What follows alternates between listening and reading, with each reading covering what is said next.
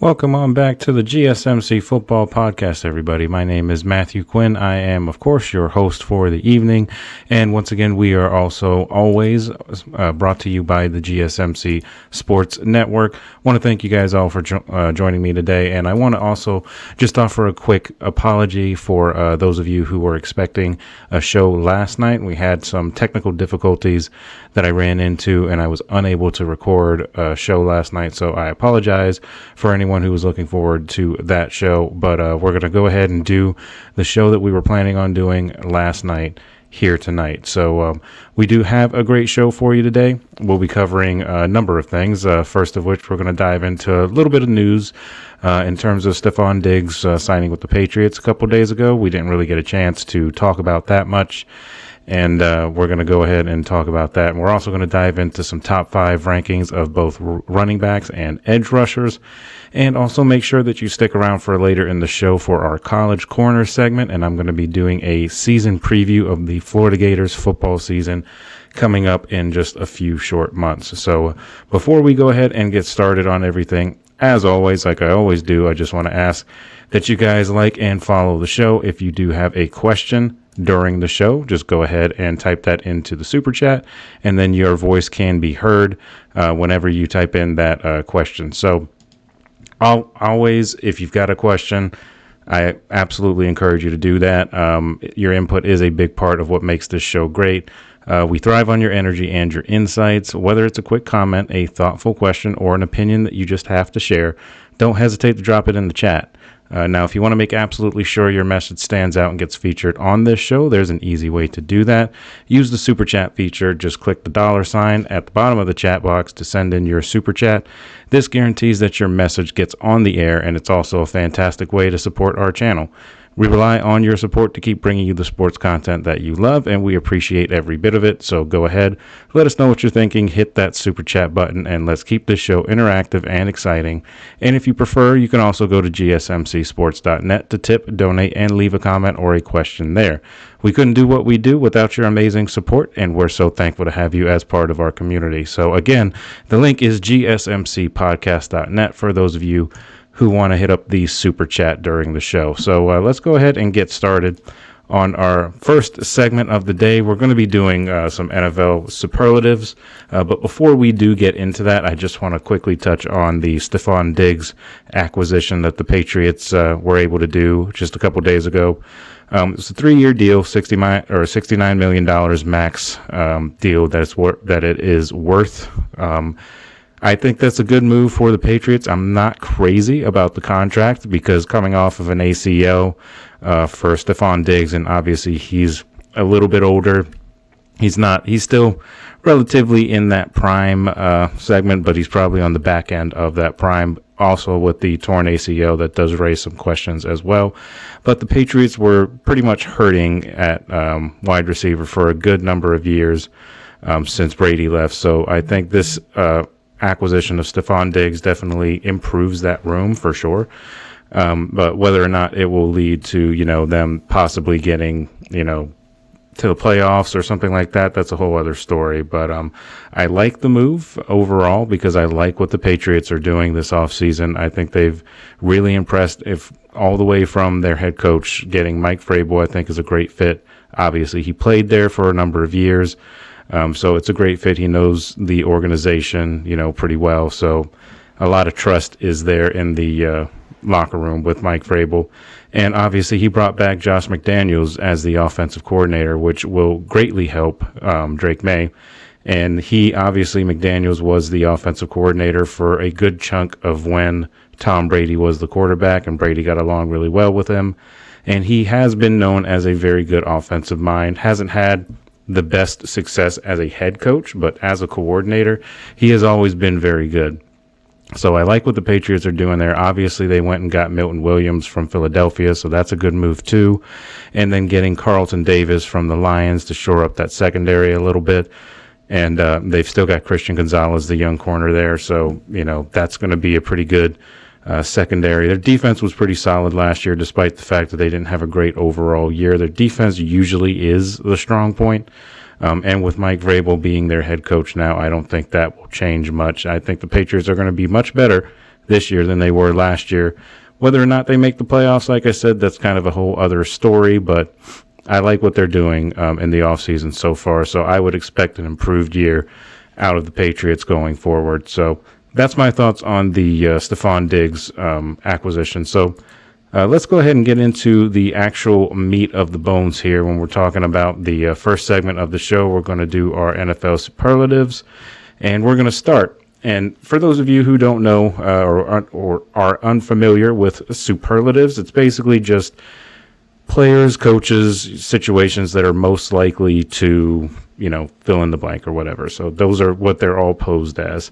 So as for an example, the first one that I have here is most likely to go 9-8 or 10-7 and get blown out of the playoffs.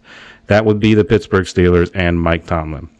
I put that there as most likely because that just seems to be the case with the Steelers. That just seems to be what always happens under Mike Tomlin in recent years, and their just seemingly crazy desire to get Aaron Rodgers this offseason is not going to do anything to change that narrative. I think it's going to be a 9-8, 10-7 year if they're lucky, and then they get to the playoffs and then get blown out in the first round. The other day, when I was going through records and things of that nature, I had the Steelers finishing like 7-10 and getting their first their first losing season under Mike Tomlin. I still think that's a strong possibility, but I also think it's a strong possibility that they can get to 9-8 or 10-7 because that's just kind of what Mike Tomlin does overall. So I really don't really like what the Steelers are doing, and we're going to get into that a little bit in our mailbag section later on, but because there's some questions that are referring to that, but I don't like what I'm seeing from the Steelers so far, and that's why I have this as one of my superlatives. So moving on to the next part here, and excuse me, most likely to win Rookie of the Year. I have running back out of Boise State, Ashton Jeanty. And that's mainly because he is the best running back coming out of the draft next month. And I think he's going to end up going to the Raiders, who are all of a sudden building a pretty solid team there with Pete Carroll and then Geno Smith as the quarterback there. And they desperately need a running back, and he is going to be an improvement over Alexander Mattison, who just got right around 400 yards rushing, and he was their leading rusher last year. So I think Ashton Jeanty will be a massive upgrade if they decide to go that route in the draft, which I think they will. A lot of people are kind of betting on the Raiders to pick up Ashton Jeanty. So a lot of people are going to want him if he's available, but I think the Raiders are the most likely fit, at their current position in the draft. So I like Ashton Jeanty. What he did last year at Boise State was, nothing short of spectacular. He had 26 touchdowns, over 2,000 yards rushing. He was very, very good, and he was in the runnings for Heisman. Didn't win it, of course, but he was right up there as, one of the best players in college football last year. And I think he has shown massive improvement over those 3 years that he was in college. Obviously, his first year at Boise, he didn't get a ton of carries. His next year, he was a little more productive, but not really where he wanted to be. And then, of course, his final season, he was, lights out and a Heisman finalist. So he was very, very good, and I think that'll continue in all of a sudden a much better running back situation in Vegas if they were to get him. They suddenly have a pretty solid-looking offense there. Maybe get a couple of other players to pair with Jacoby Myers, and, maybe they can be pretty good. I don't know. We'll see. I had them going to the playoffs, sneaking in as the third team in that division to get to the playoffs next year, so we'll see if that comes to pass, but that's the other one that I have. The next one on this list here is I have most likely coach to win Coach of the Year, and I think this kind of all boils down to what I was talking about in our last show when I was talking about bold predictions and, doing things of that nature. I have Ben Johnson, the coach of the Bears, being most likely to win Coach of the Year, just because there's been a lot of, publicity around the Bears with everything that they've been doing in the offseason, and I think they're setting themselves up to have a very good season. And Ben Johnson, obviously, his first year as a head coach, being the offensive coordinator for a number of years in Detroit and getting some very, very good success while he was there. So I like Ben Johnson. I like that move of them hiring him. That was the number one coach that was out there. That's what they needed to do. And even if it doesn't work, I think it was still the right move for the Bears to go after Ben Johnson. He was the big name guy. That's what they got to do. You got to go after the big name guy. Sometimes it doesn't work out, and that's just the way it is. But I think the Bears will be pretty good this year. And I, of course, if you watched the last show, I had them as one of my hot takes going to the NFC Championship game in a very similar season that the Commanders had last year. You know, coming sort of out of nowhere, not a lot of people expecting too much from them, although I do think the Bears have a little bit more expectations than the Commanders did last year, going into this year, of course. But the next one that I have on this list is most likely coach to get fired during the season, and I have Bill Callahan of the Tennessee Titans. You could also make the argument for Brian Daboll of the Giants, depending on how the Russell Wilson thing goes, and whether or not they decide to draft a quarterback in the first round, despite the fact that they just signed Jameis Winston and Russell Wilson to fill out that quarterback room.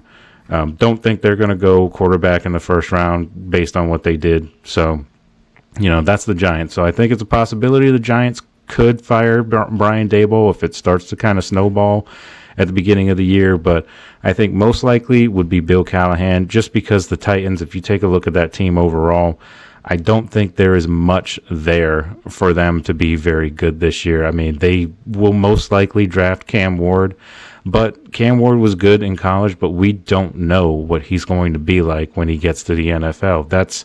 He's an unproven commodity.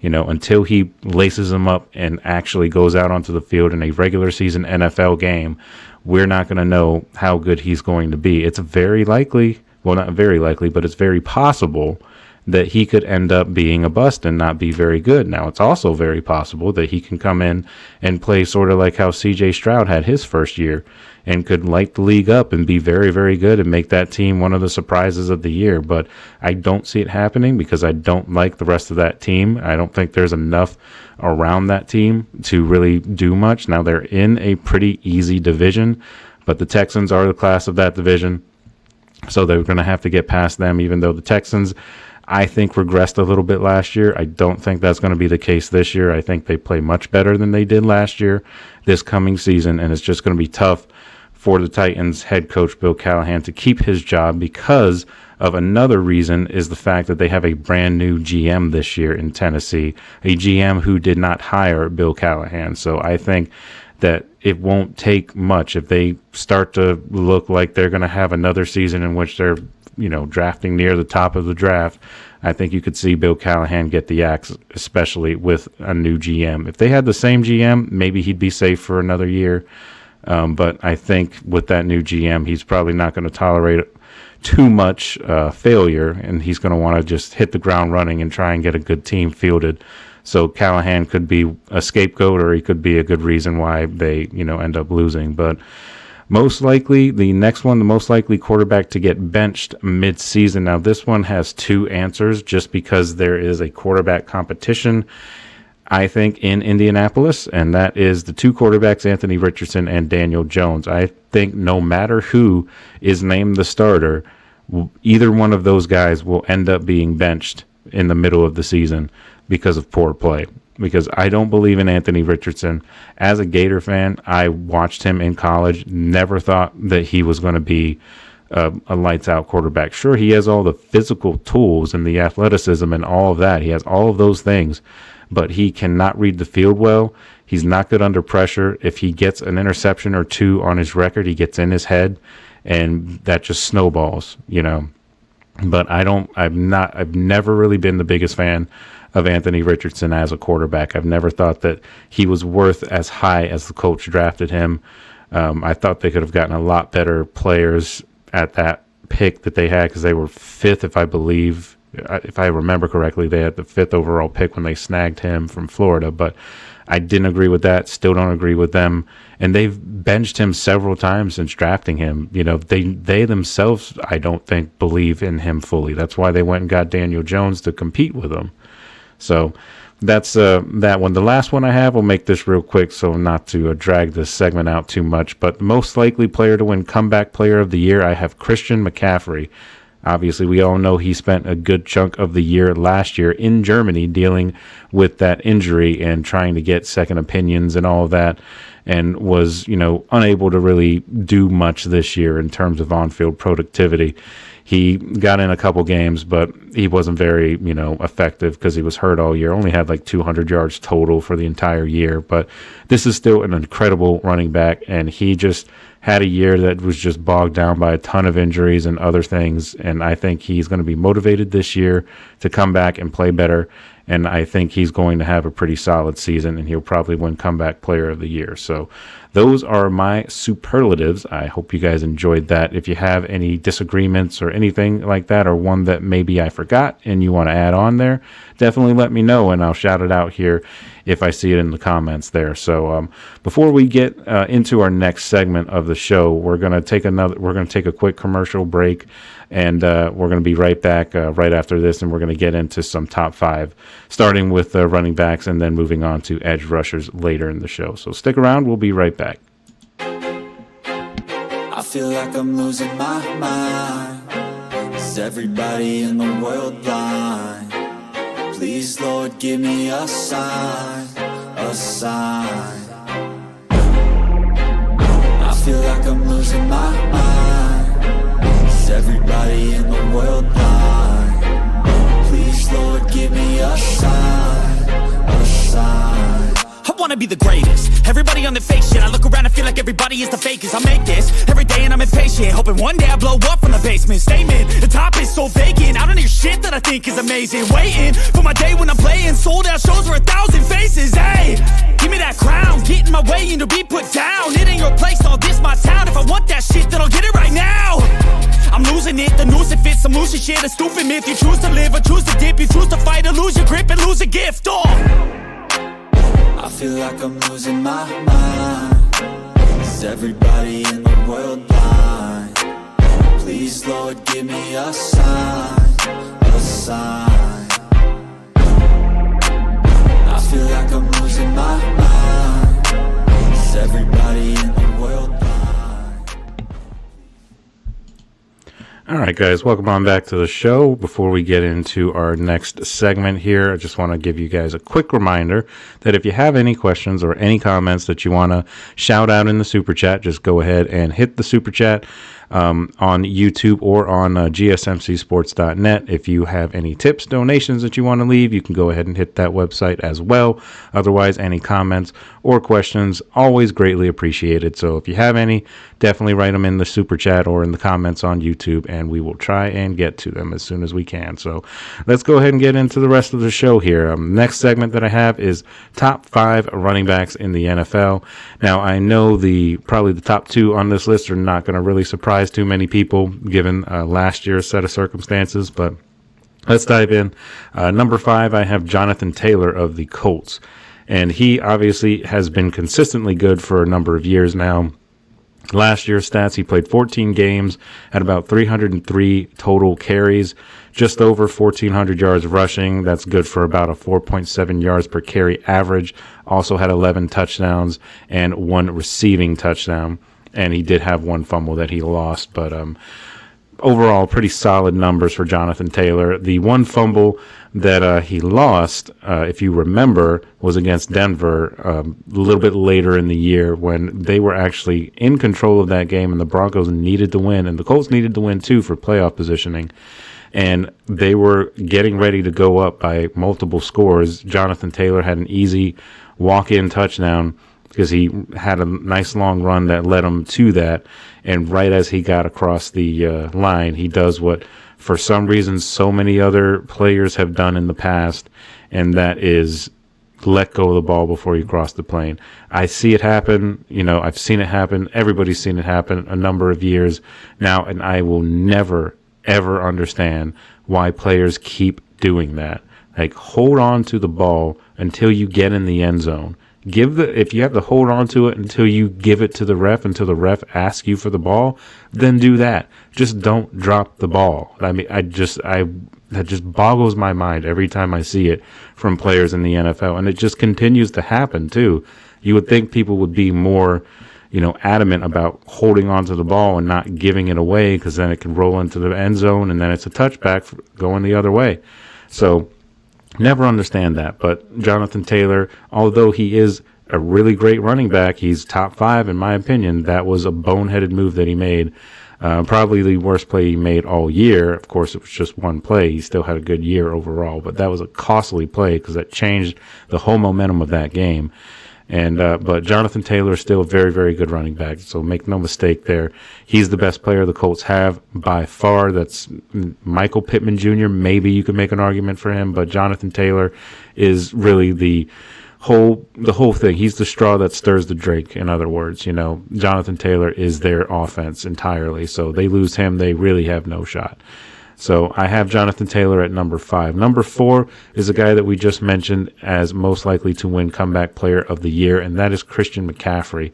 And obviously he didn't have much stats last year because he was hurt all year, but the previous year he was in the running for MVP, and I personally thought he should have won MVP over who actually did win it was Lamar Jackson. I'm not saying Lamar Jackson's a bad quarterback. He certainly deserved MVP this year, even though he didn't win it. But that particular year that Lamar won MVP, he didn't have the numbers to be an MVP, in my opinion. Christian McCaffrey had those numbers. He had well over 20 touchdowns total in terms of rushing and receiving. He had over 1,000 yards. He did everything. He caught the ball. He ran the ball. He was very, very productive. And again, he was snake bitten by injuries last year, but I think he's going to come back just as well as he had been playing before that injury that cost him most of the year, if not all of the year. I think he's going to come back and play a lot better this year. He's going to be extra motivated with all of the nonsense that he had to, deal with last year with all of the injuries and everything. But I really like Christian McCaffrey. I've always thought he was a very good running back, very dynamic type of running back because he can do a number of different things. He's not just a home run hitter. He's elusive. He can actually run pretty good routes for a running back, and he's got good hands for a running back, catching the ball out of the backfield and all that. But, obviously he's got great vision, which is what you need. And he doesn't really fumble much either, which is another, very, very good attribute to have if you're a running back. So Christian McCaffrey is my number 4 right there. So number 3, I have Jahmyr Gibbs of the Lions. He is one of the two-headed monster at running back that they do have in Detroit. You could even make the argument that their other running back, David Montgomery, deserves some recognition on a list like this too. It's just I don't think he's top 5. I think he's definitely up there around top 10 range in running backs, and that's a two-headed monster they have in Detroit. But Jahmyr Gibbs is the star when it comes to running back in Detroit.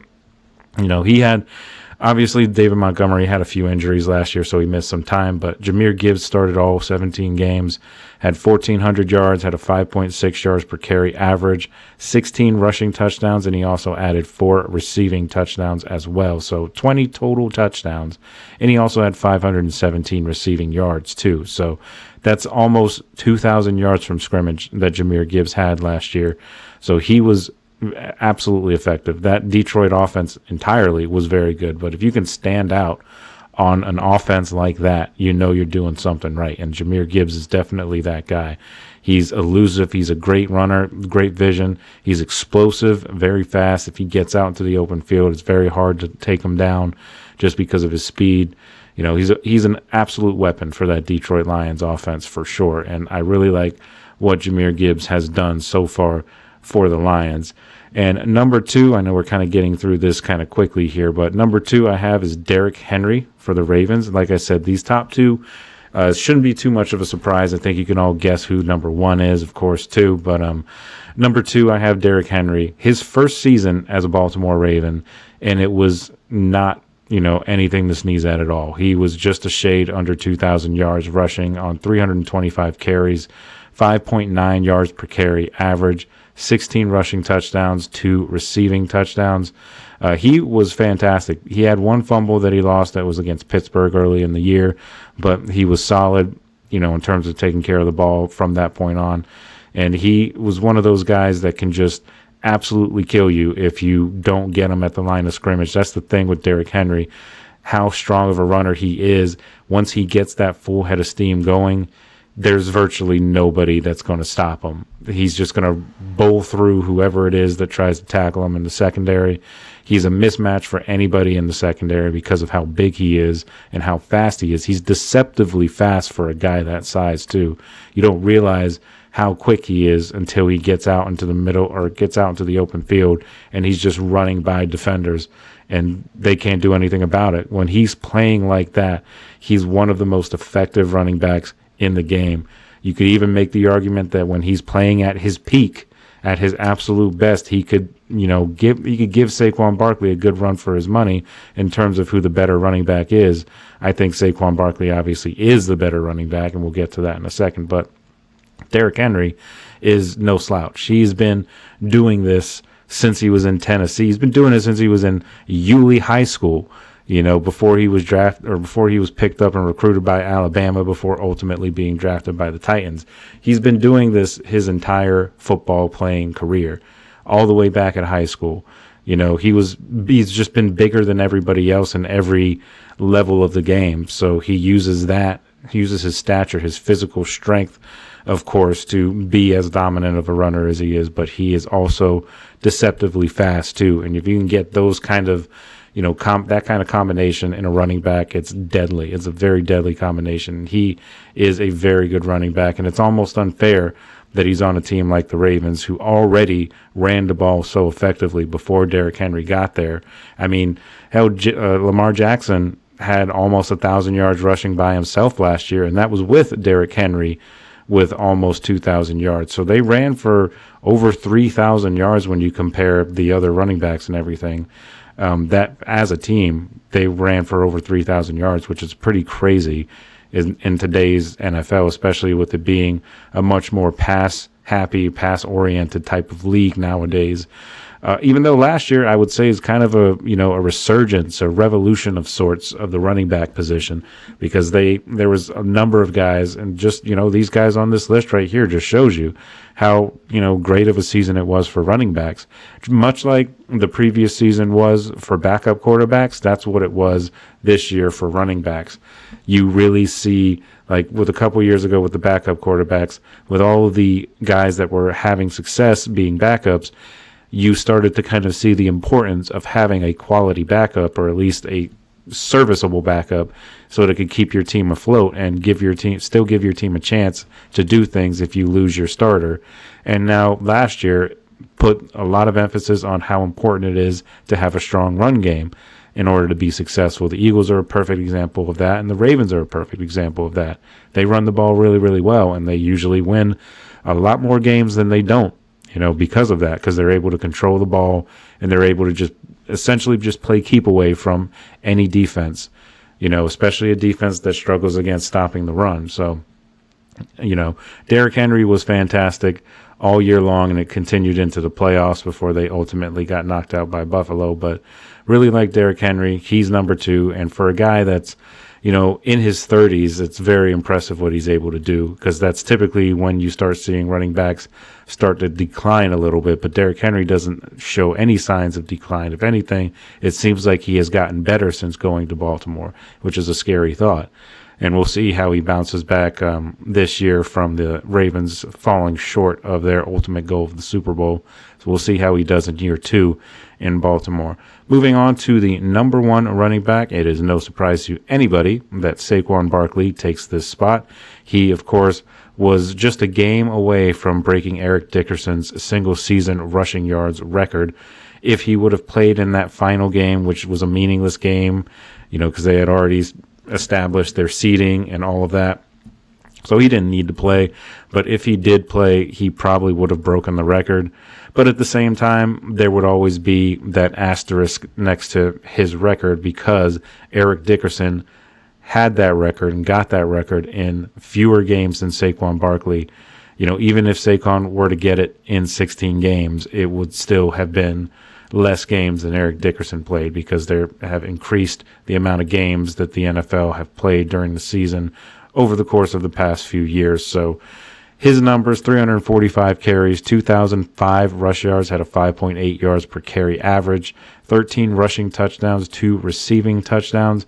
And of course, he had a very good playoff run as well. He didn't do much in the Super Bowl. The Chiefs actually did a pretty good job keeping him contained, which is not an easy thing to do. Saquon Barkley is a very good running back, best running back in the league. But I'm excited to see what he might do in year 2 as well, with everybody. Surely they will be planning heavily. Whenever it's Eagles week, the teams will be planning heavily on how to stop Saquon Barkley. That's what you have to do with the Eagles, is first you have to stop Saquon Barkley in order to have any chance. If you can do that, then you can, start going on to other parts of the Eagles offense. But Jalen Hurts is also a very good quarterback, and so is that receiver room too.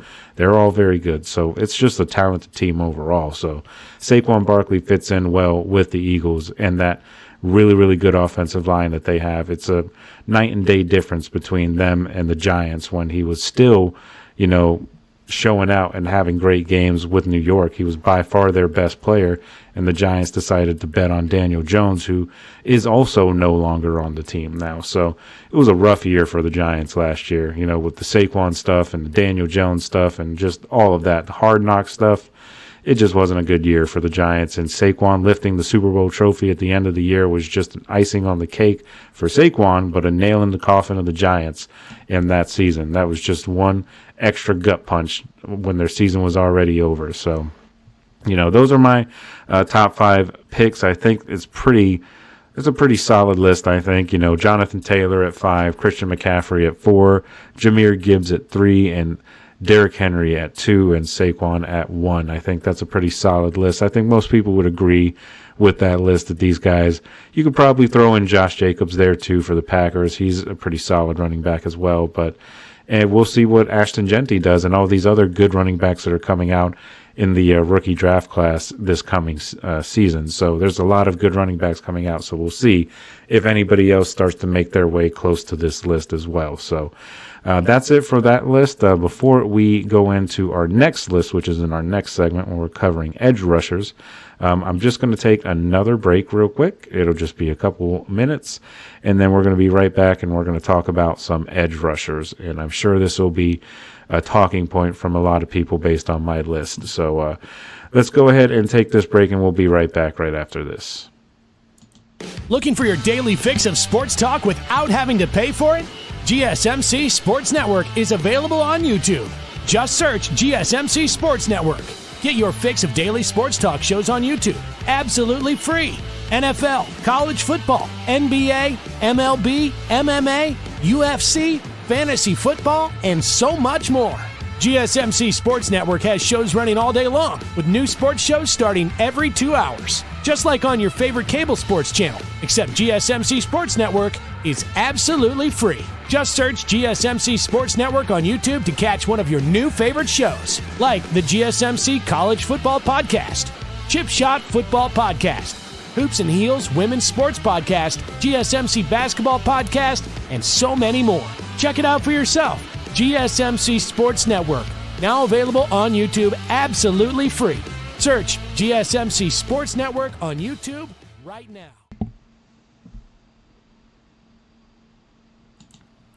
All right, guys, welcome back to the show. We're going to get right into our third segment of the day. We're going to do top 5 edge rushers in the NFL.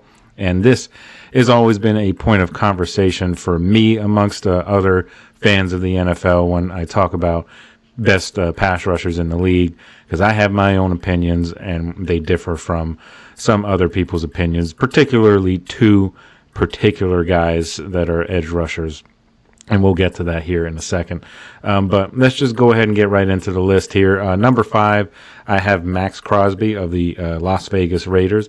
I always feel like saying the Oakland Raiders. I don't think I'll ever get over that because they're the Oakland Raiders to me. They're not the Vegas Raiders, but it is what it is. But I have Max Crosby, 22 sacks in the last 2 years. 22 sacks in the last 2 years for Max Crosby. He has 59.5 total career sacks. Obviously just signed a pretty big, massive deal for the Raiders in the offseason to keep him there, along with the new head coaching staff and, new offense that they have with Geno Smith and Pete Carroll as the head coach. But Max Crosby, there was talk that he could potentially go somewhere else in the offseason, but I personally don't I mean, obviously it's not going to happen because he signed the deal, but before he signed that deal, there was that rumor that maybe he could, be traded somewhere else, maybe to Detroit, who were in need of another edge rusher outside of Aiden Hutchinson, but didn't actually end up happening. And I'm kind of glad that it didn't, because I feel like Max Crosby is a Raider through and through. I couldn't imagine him on any other team, and he's definitely top 5. When you're talking about the Raiders, every time you go up against the Raiders, that's usually the first name that you circle is, okay, we need to get an eye on Max Crosby. We need to find a way to shut him down so he doesn't wreck our offensive game plan, because he's absolutely capable of doing that. Last year, he didn't have a ton of sacks. He only had, I think it was like about 4.5 sacks, something like that last year. Or maybe I'm getting my years mixed up, because one of the last 2 years, he only had about 4 sacks or so. But he typically is right around the range of about 7 to 10 sacks. But he does more than just, sack the quarterback. He's a good run stopper as well. And he's just good at, getting that pressure. A lot of stats that you don't see on the stat sheet, or a lot of things that he does you don't see on the stat sheet, I should say. So I think he's definitely one of those guys that's in that top tier list of edge rushers. He could drastically improve your defensive line no matter who he ends up going to or whatever the case. But I think he's going to end up ending his career with the Raiders, which I think is rightfully so, because he just seems like a Raider to me. And it just would be weird to see him in any other color. I would love to see him in the black and gold, of course, but he's a Raider too, so there's kind of that old history. It's like, do you really want a Raider in the Steelers building, with all that history? But, that's more for the older people who watched the Steelers back in the day. They've always had been Raiders rivals, but they don't really play much anymore. So, it's not really as much of a rivalry as it used to be, of course. But Max Crosby, number 5. So don't want to get too far off track here. Number 4, I have Micah Parsons of the Cowboys. He was drafted in 2021, has 52.5 career sacks, and has had at least 12 sacks every single year. He is obviously a very, very good edge rusher. He's incredibly explosive, a very, very fast guy. He can wreck a game. He can take over a game. I've seen him do it a number of times against teams. He will just completely take over the game. And the Cowboys, they need as much of that as they can get, because with Overshown getting hurt last year, and he was actually really, really showing some really good signs that he could be a very good player to pair with Micah Parsons. But the other thing with the Cowboys is, are they going to sign Micah Parsons, because he is one of those guys that's going to be up for a contract here soon.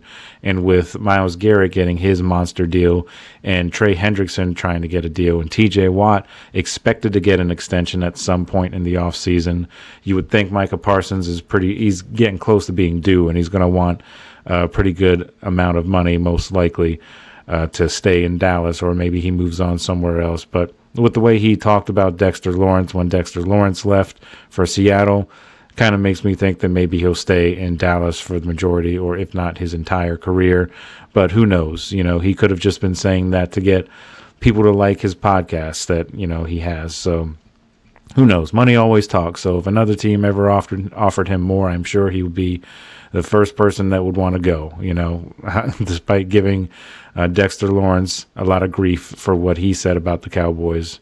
Micah Parsons would probably do the same thing if he was offered Myles Garrett money, for example, to play somewhere else. But Micah Parsons is still very, very good. Drafted from Penn State, of course, who are very good at creating, these big-time defensive players, at least, recently with, of course, Abdul Carter, who's sporting that same number 11 when he was at Penn State.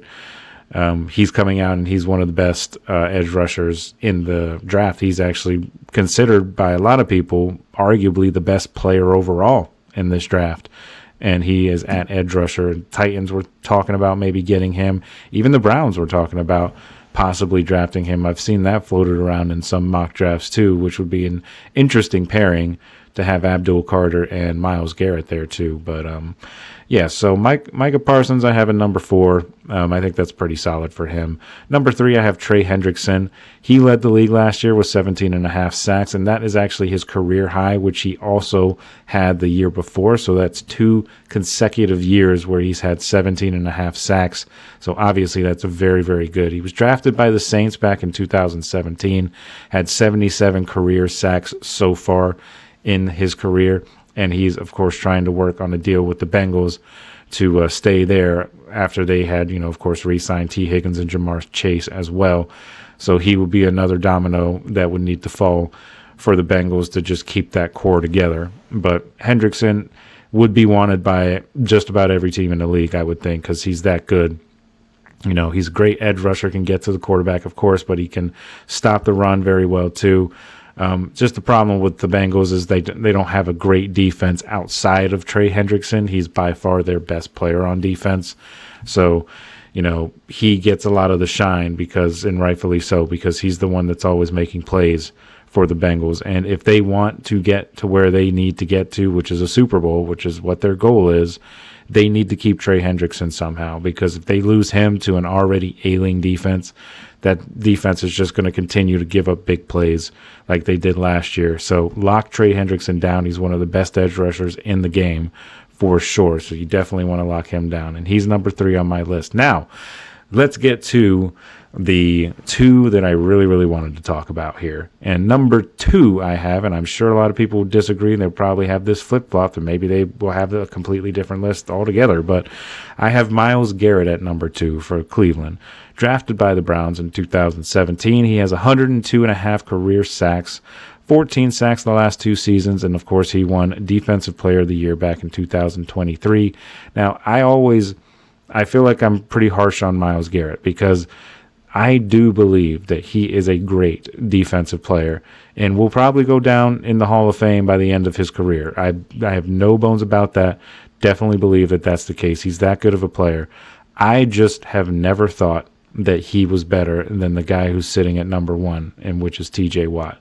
So instead of just doing 2 and 1, we're just going to combine these 2, because this is a comparison that gets made a lot between these 2 guys, is whether or not Myles is the better edge rusher or best edge rusher in the league, and TJ Watt not so much. The only thing that's really hurting TJ Watt is that he has had injuries in recent years. Myles Garrett hasn't really had to deal with too many injuries over the course of his career. He's been dinged up a few times, but nothing really major. And though TJ Watt has never missed an entire season before, he's missed a lot of games, and the Steelers don't do very well when he doesn't play. And Myles Garrett, of course, the thing with Myles Garrett that I personally have an issue with is he tends to fade towards the end of the year. Like the year that he won Defensive Player of the Year, I don't think he should have won Defensive Player of the Year. You could call that me being biased, call that me being a homer, whatever you want to call it. But TJ Watt had better numbers in every single statistical category over Myles Garrett. He had more sacks, more forced fumbles, more tackles for loss, more tackles overall, more interceptions. He did everything better than Myles Garrett.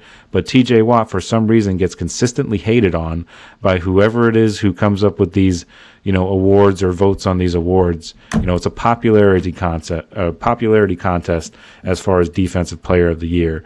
And TJ Watt has been snubbed a number of times for that award. He leads the league in sacks just about every year. I mean, seemingly. He's led the league in sacks in 3 different seasons, just to be, exact. And that is more than any other player in NFL history has ever done.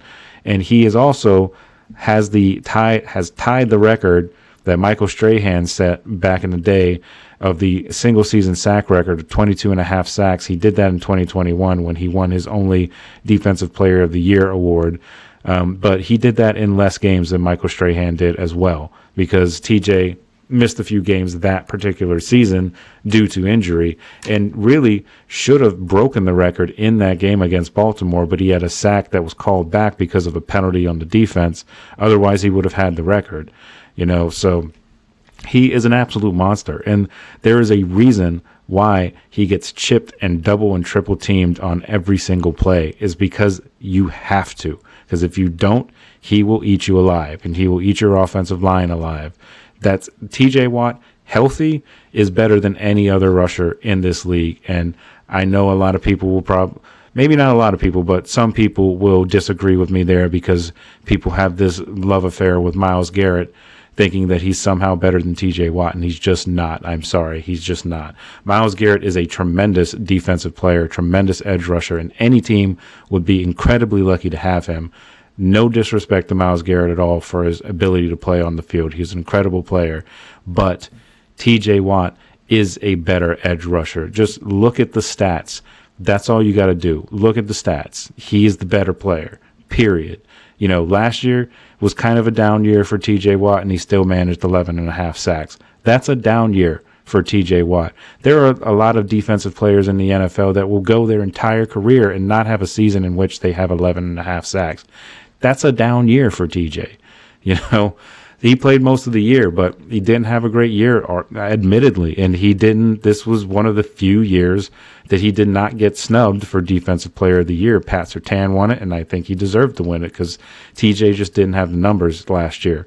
But if you're talking about overall body of work, TJ Watt's the better player, period. You know, the only thing that's a knock on TJ is injuries and the fact that he has not won a playoff game, but that is not his fault.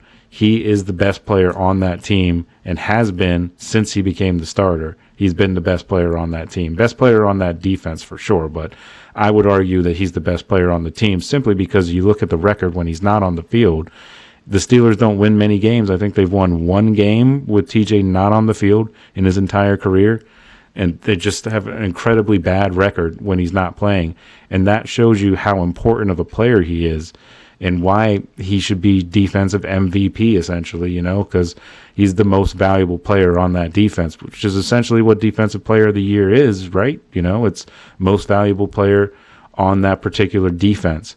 But I think the reason why Myles Garrett won it that particular year in 2023 was because for some reason people like Myles Garrett more than TJ Watt. I don't know what it is. It's strange to me as to why that is, but you know, I think TJ's the better edge rusher, period, you know, regardless of what all the pundits on ESPN or Pro Football Talk or Pro Football Focus, you know, who have those wonderful pass rush win rate thing that they base everything on, and they think the best player in the NFL is a guy who almost gets to the quarterback but doesn't, over a guy that does get to the quarterback. So I don't want to vent too much because I can go all day talking about that particular subject because it just gets under my skin whenever I see that. But those are my list. Myles Garrett, number 2, TJ, number 1, and, of course, rounding out the rest of the 5, Max Crosby at 5, Micah Parsons at 4, Trey Hendrickson at 3. So that's my list for edge rushers. When we come back, we're going to do something a little bit different, something that we have not done on this show before, but is a way that I am kind of trying to get more people involved in topics on the show. You know, if you have a question that you want to get heard, if you don't get a chance to do it in the super chat, you can always, you know, hit up one of these videos or one of the shorts that I do and do a mailbag or, you know, some questions that we'll answer in a mailbag. I'd like to do this once a week if we get enough questions every week. Of course, you know, there'll be a backup plan as always if we don't get enough questions, and I'll try and touch on some of the questions, you know, week by week, depending on, you know, what we get and all that. So before we get into that mailbag segment, though, we're going to take another break, and when we come back, we're going to get right into it. So just stick with us. We'll be right back.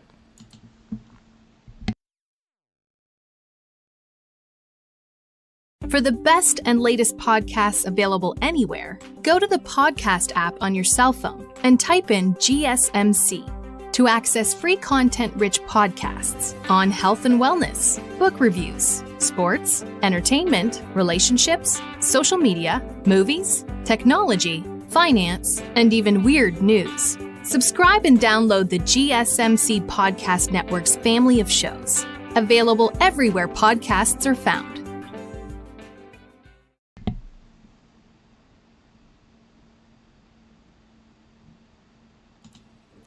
All right, guys, welcome back to the show. This next segment, like I said, is a little bit different. We were originally going to do this yesterday, like I said, but I had some technical issues where I lost a good chunk, or actually all of the prep work that I did for this particular show. I lost all of that yesterday for some glitch that happened on my computer. It's just unfortunate, but every Wednesday is what I want to do with this mailbag segment, but since we missed last night's episode, we're going to do Thursday mailbag. So I have a number of questions that I got. I just basically put out a flyer for different social medias, so I got some friends, some family members even, came in with a comment, and then just some other people as well added in with some questions. Just a little way just to kind of keep you guys, engaged with the show as much as possible. And I thought it would be kind of a good segment to have, especially with how slow the news cycle is in the NFL right now. So first question comes from a friend of mine, comes from Dan, asking, how will Deebo Samuel help the Washington Commanders this year? Well, I think that he is going to be a very good player for them. I know he hasn't necessarily had the best couple of years. He had his lowest receiving yard total since 2022 last year, when he had about 670 yards receiving. He dealt with some injuries here and there too, but he's still 29 years old. So, he's still not an old wide receiver, but he's not young either.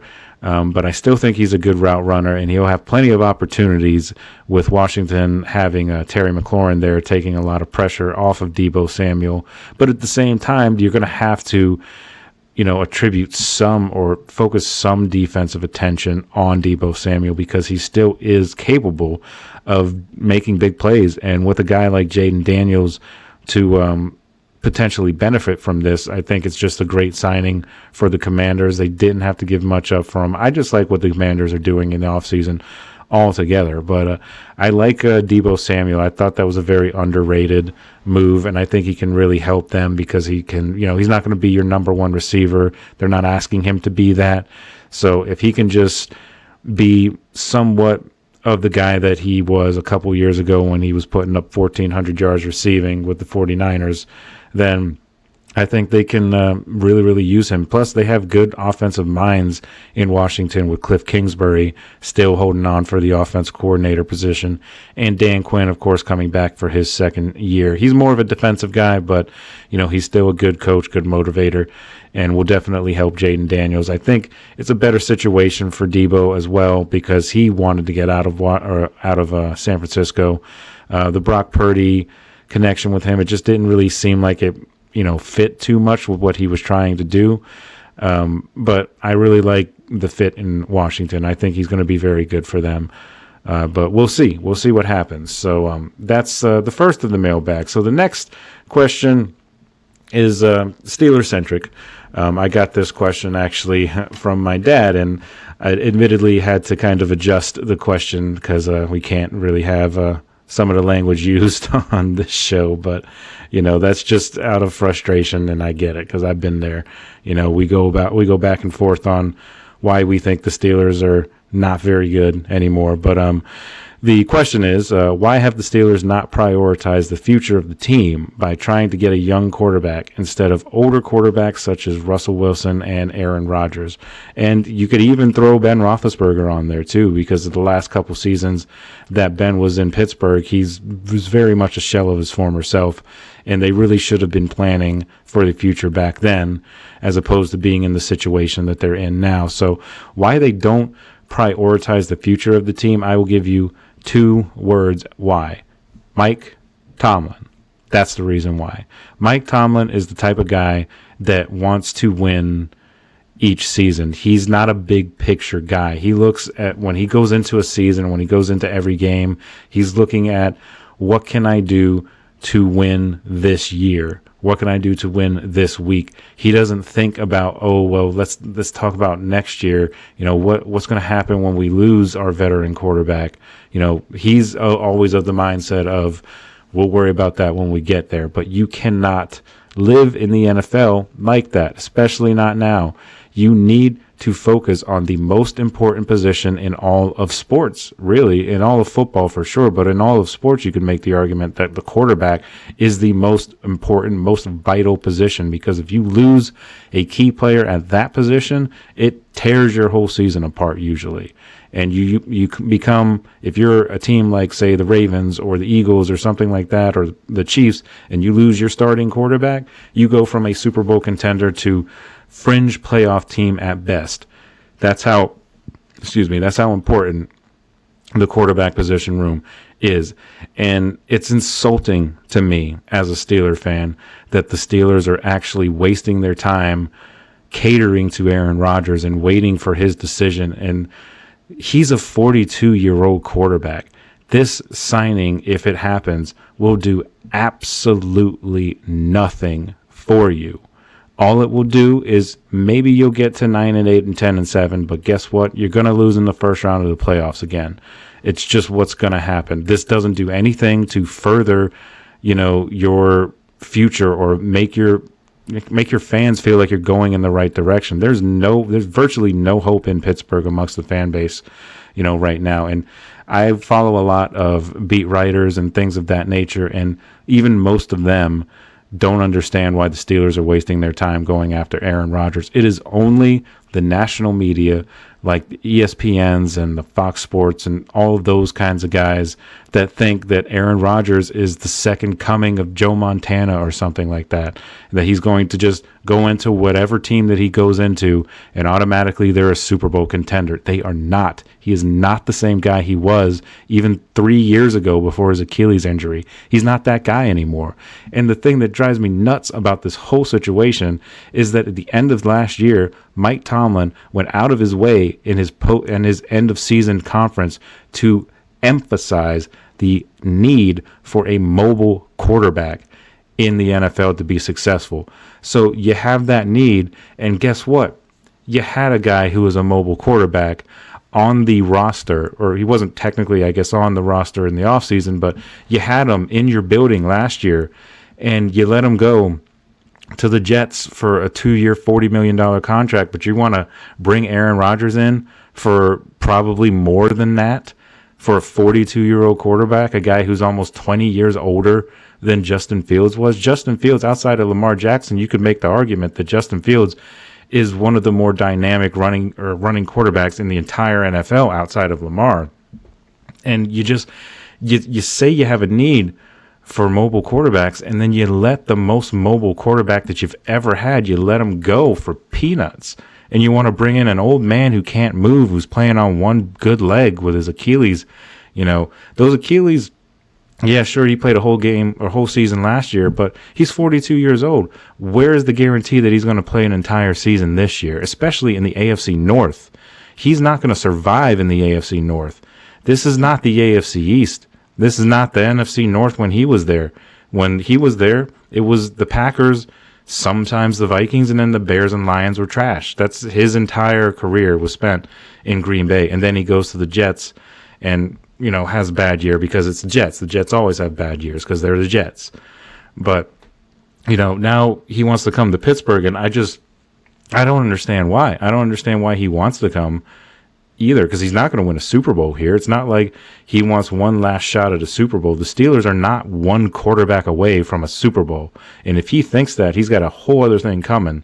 And most of the fan base, they don't even want him. So I just question why he would even want to come to Pittsburgh, because he has to know that most people in Pittsburgh don't want him there except for Mike Tomlin.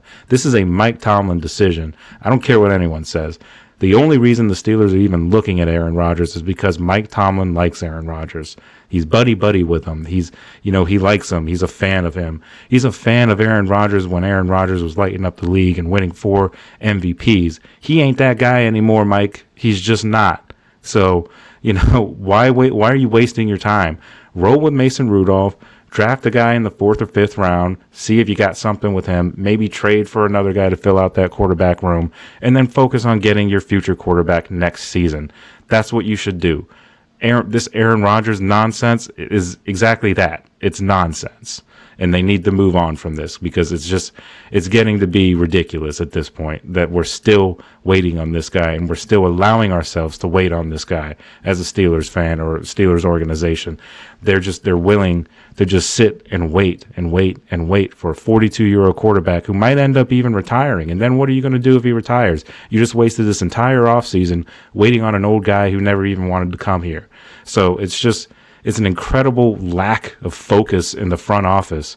They want to get, it's not just that quarterback too that they do this. They do this on defense too. Take a look at Darius Slay. That screams Patrick Peterson all over again to me, because Darius Slay, he's older than Patrick Peterson was when Patrick Peterson signed here. It's Tomlin and this organization's just maddening need to get old guys who used to be good in their heyday and think just because he's got that name, that means he's going to put forth the same tape on field that he did in his prime. And that's just not the way the NFL works, man. It's just not. And they're never going to go anywhere until they get a whole new mindset in there, which this just leads to me wanting Mike Tomlin gone, because they're going to be in the same boat each and every year until they have a new mindset, a mindset that wants to build the team and knows that it's going to take more than a year. You don't just go get some guy who used to be good in his prime and think he's going to just magically recover the fountain of youth, in your building. Russell Wilson didn't do it. Ben Roethlisberger didn't do it in his last 2 seasons. What makes you think that Aaron Rodgers, who was older than all of them, is going to do it? He's just not. I just don't like it. But I spent way too much time on that question, so I apologize, but I'll go through these next questions. Really, this one that I wanted to answer. What are your thoughts on the rule change that would move a touchback on kickoffs to the 35-yard line? Right now, it's at the 30-yard line. Back in the day, it used to come out to the 20, back when I was younger watching this league, but the league just seems to constantly cater to offensive players and offensive talent, and I get it. It sells tickets. I get all that. But how many rules are they going to make to hurt the defense? Because you're just essentially you're making kickers, their whole reasoning for this is they want to see more kickoff returns. Newsflash, there's not going to be more kickoff returns because there's going to be more of an emphasis from kickers to just kick it out of the back of the end zone if they know that they're going to, end up getting, or maybe not. Let me reword that. Not the back of the end zone. They're going to want to do these pooch kicks, and it's not going to result in anything. It's not going to do anything but hurt the defense. And they've already have enough rules going on that hurt the defense. So why add another one? It's just they're making it almost impossible to play defense as it is. So now you're going to put your defense in a hole because your kicker kicked it out of the back of the end zone. So now because of that, it's essentially a penalty.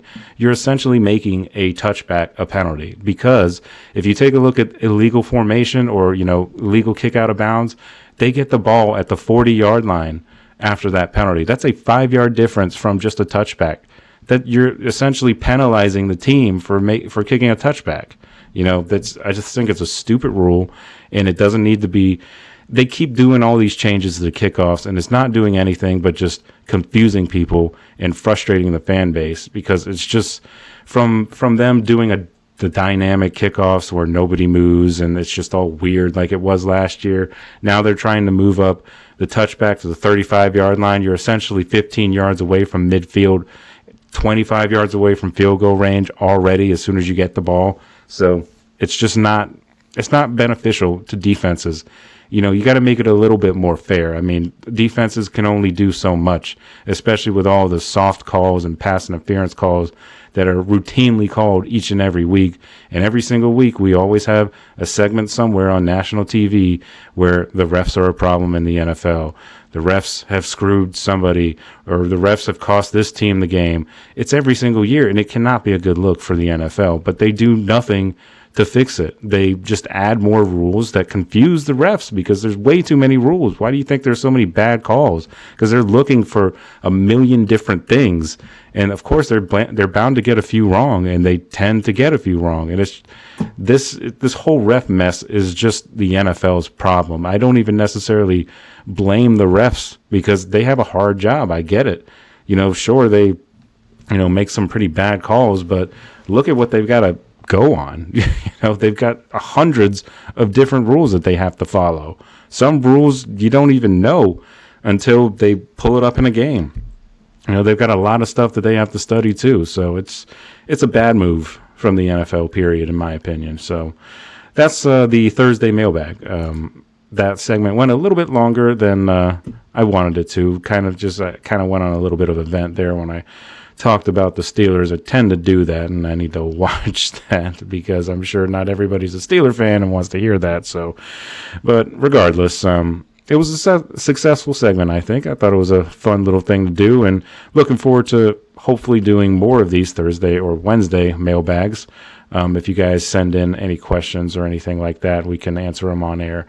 That would be fun. So let's go ahead and take our final break. And when we come back, we're going to get into our final segment, switching gears a little bit. And we're going into college, and we're going to do some season outlooks. This time we're going to be doing the Florida Gators and what I think they might look at this coming season. So just stick with us, and we'll be right back right after this break.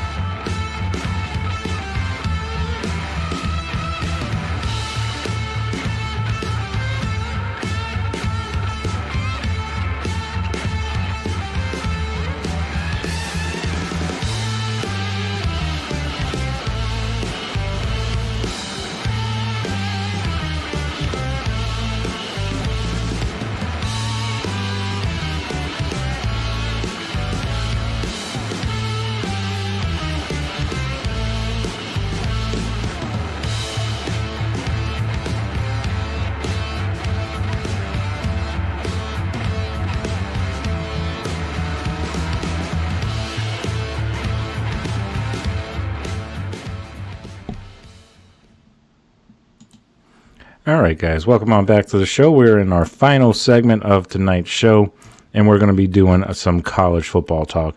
We're going to be talking about the Florida Gators and their 2025 season outlook here in the College Corner. I have the Gators hopefully getting better and better this year. I think they're going to have a better team this year than they did last year. And last year, although it was an up and down season for the Gators, they started pretty bad. They did go on a 4-game win streak to end the year last year, and that was largely in part because of their quarterback who is returning for his sophomore season, DJ Lagway, leading the way. He was 6-0 as the Gator starter last year. Of course, he bounced in and out of the lineup with different injuries and all that. And plus, he was a freshman, so he wasn't the starter. But he started the last few games for the Gators, and they were on a 4-game win streak to end the year, got to a bowl game, won that.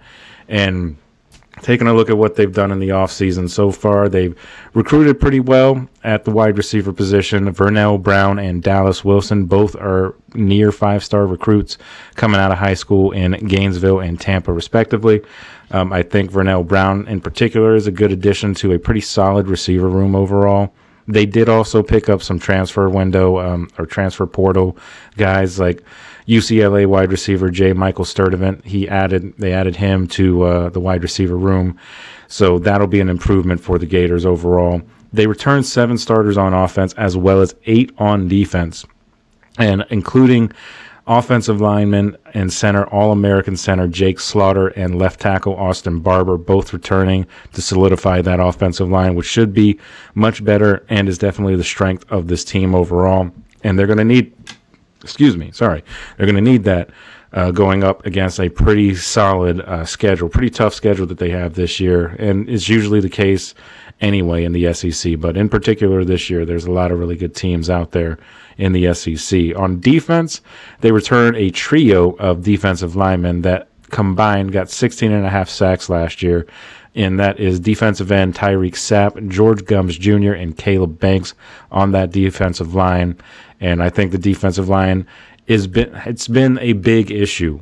They've that's whenever I watch the Florida Gator games as a fan, that's the one thing that I always, when I talk to a friend of mine who's also a Gator fan when we're watching the games, one thing that I always sticks out to me is the Gators typically always have a good defense. Has not been the case in recent years. That's really been their issue. A lot of the time when they had good defense, it was the offense that was the issue. The offense has since gotten better. Now the defense needs to, get to their end of the bargain as well and pick up their other end of the couch, as you say. So, the secondary also, they're returning 4 starters. That should be a pretty solid secondary overall. It should be an overall improved group on defense and on offense, but I really like what they could potentially do this year. This past season, they went 8-5 overall. So before, the games that DJ Lagway did not start or finish in, they were 2-5, and they were 6-0 in games that he did start in and finish in. So, he should be an improvement overall. They've got a whole new quarterback room. Graham Hurts is no longer there, of course. So they should be better offensively, and I really like what they could potentially have. I mean, now Billy Napier, he is, of course, the head coach in his 6th season. This might be the team that is probably the best on paper that he's had in his tenure. He hasn't had a great tenure in Florida, but not a lot of head coaches have had great tenure since the Tim Tebow days. Or you could maybe make the argument that back when Kyle Trask was there, playing really well, of course they went 11-1 one year under Kyle Trask, and they were good that year, but they weren't really, national title contenders, not serious ones anyway. So I think they got a long way to go before they get to that point. But DJ Lagway actually, and I learned this when I was doing research on other college segments a few weeks ago, but DJ Lagway has actually got the 5th best odds to win the Heisman. Now, obviously, that's super, super early because we're still in spring ball, spring training, and all that stuff. But the fact that he's up there, that just shows you his potential. He could potentially be, if everything works out and he ends up being the guy that people hope that he can be, the Gators can be very competitive in the SEC and the SEC East in particular.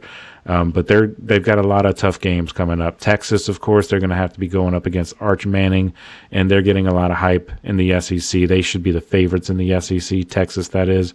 Georgia, of course, is always going to be a challenge, that Florida-Georgia rivalry every single year. World's largest cocktail party is what they used to call it, but they don't call it that anymore, I don't believe. But, that's always a tough game. Game against Tennessee in the Swamp later in the year, that's going to be tough as well. The game against LSU is also going to be tough. They've got a good quarterback situation, good offense there. And, of course, Brian Kelly, the head coach there, starting to really find his groove at LSU since coming there a few years ago. But I think they could get to about 9 or 10 wins overall this coming season. It's just going to kind of all depend on how DJ Lagway kind of comes along in his sophomore season. Showed a lot of promise in that freshman year. But he's got some wide receivers that he can throw to. Like I said, Dallas Wilson, Vernell Brown, those are 2 young guys that should come in and contribute pretty soon, or right away, or pretty close to right away, And with those 7 returning starters on offense and the 8 on defense, that just brings more continuity to that team and just keeps it more stable. You've got one of the best centers in the country in Jake Slaughter. The offensive line, like I said, should be very, very good this year. Their running back room is still pretty solid. They return a couple of guys that they had last year as well. So they should be solid there at that position. But we'll see what they do overall. SEC East is always a tough division to kind of crack, especially with these teams that are increasing, their talent over the years. Tennessee has always been a tough game for the Gators. Kentucky has usually been a pretty tough game in recent years for the Gators. Now, I'm not saying Kentucky is a world beater or anything like that, but it's still going to be a tough game. And also South Carolina. South Carolina is one of the best defensive teams in all of the SEC, and they should be just as good this year too. And that's going to be a team that's going to be hard to beat as well. So you got to think that's another team that they're going to have to get around at some point. if they want to get to where they want to get to, which of course is the SEC championship game. And I think that they can contend in the SEC East. Don't think that they'll win the SEC East. I just think there's too many good teams in that division. I think LSU probably won't win the West, but they'll compete in the West, I think. Georgia in the East Georgia and Tennessee, I think, are probably right up there too as being pretty competitive in that division as well. We'll see what they end up doing as the season goes along and everything. But this, I think, is a very pivotal year for Billy Napier and that coaching staff. They've got a solid team. They've gotten a pretty good recruiting class, one of the best in the country. They got a young quarterback that has shown great promise as a freshman, should improve this year. So at this point, you've got to see some significant improvement or significant signs of improvement if you're Billy Napier. Otherwise, you could potentially look at Billy Napier being out the door at the end of the year, and they're starting from scratch again, trying to cycle through all these coaches since Urban Meyer has just not really been, very productive. You've had guys like, Dan Mullen, who, of course, used to be the offensive coordinator when Urban Meyer was here, and that didn't really work out either. You've had a ton of other guys in there, and just hasn't really, they're not necessarily Ron Zook or anything like that for any of you guys who remember Ron Zook. That was an interesting era, to say the least, but they're no Steve Spurriers either. So, there's just been kind of a mixed bag of talent or lack of talent at the coaching position. I think Billy Napier is a decent coach. I'm not a Billy Napier guy. I'm not like a Billy Napier supporter. I want him to do well, obviously, because I'm a Gators fan, but I just don't think that he's ultimately the guy that's going to lead them to, say, a national championship or something like that. They're going to need to get better in a lot of other aspects before they start thinking about national championship. But I know there are some people in that building in this particular offseason or spring that are thinking playoffs or bust, really. I don't think that. I don't think the Gators are a playoff team this year. I think they could threaten to get into a playoff spot with this expanded playoff that college football has now. But I still don't think they're going to be, good enough. It's not that they're a bad team. I just think their schedule is too tough for them to be a playoff team this particular season. Maybe if DJ comes back for his junior year, maybe they have a better shot at making the playoffs then, because if that's the case, then that's 3 years of starting, 3 years of continuity, and you would think that they're probably going to return a couple of guys that are also returning this year if DJ ends up staying. If he ends up having a really good year this year and ends up staying, then they could really be in the running for a playoff spot and probably would start the season in the top 25 at least. And we'll see, what they decide or what they end up doing overall. But I have the Gators getting to about 9 wins. I think they can do 1 win better. Maybe take one of those tough games, like maybe that game against Tennessee in the Swamp. I like them there. It's going to be a tough matchup though with Tennessee and all the weapons that they have. But I think Tennessee probably that makes the most sense in terms of a game that they could win because it's in the Swamp and they've had success against Tennessee in the past. Now, I know all of those teams, Texas, Tennessee, Georgia, all of those teams were in the playoffs last year. So it's going to be tough. It's not going to be easy for the Gators at all. And the Georgia game is always tough. Kirby Smart is a hell of a coach, one of the best in the SEC for sure. He's got multiple national championships for a reason.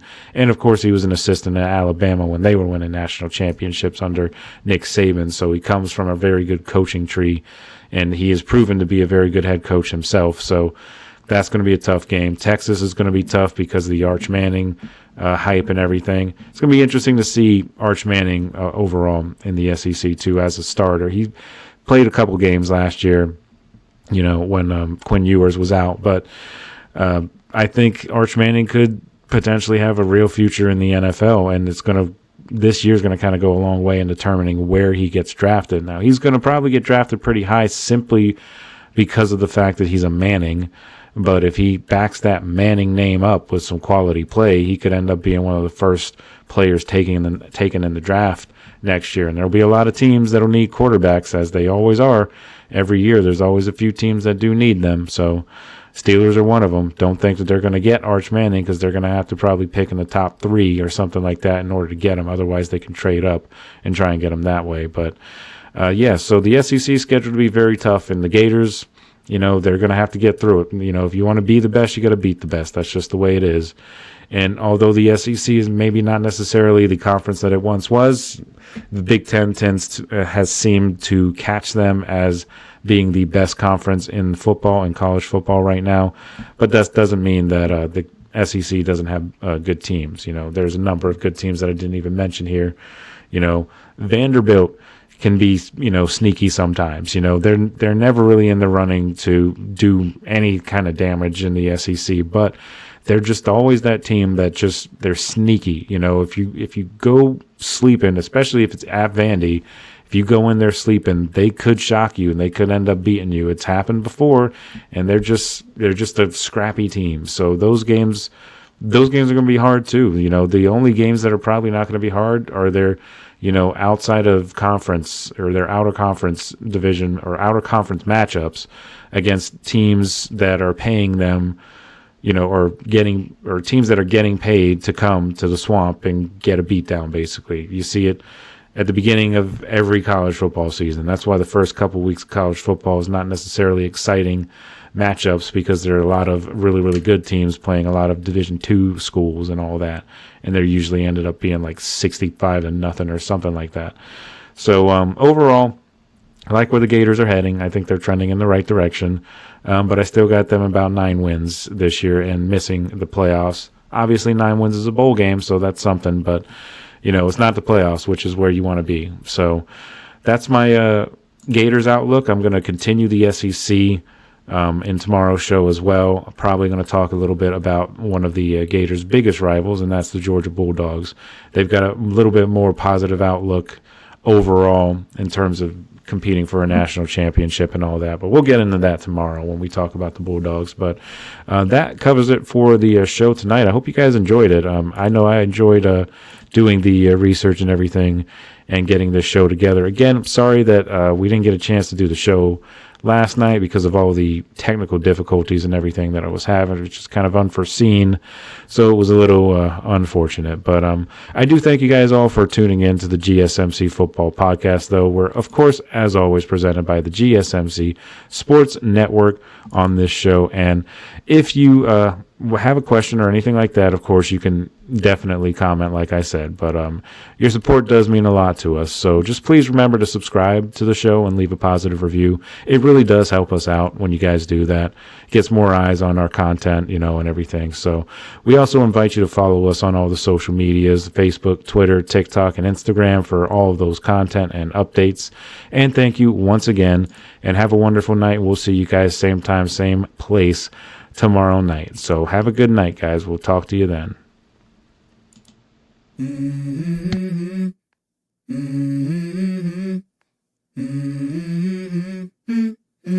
Let's go. I wake up to a little bit of drool on my pillow, feel like it's gonna be a bad day. Yeah, I'm tired of shit, and the coffee ain't hit yet, damn ain't that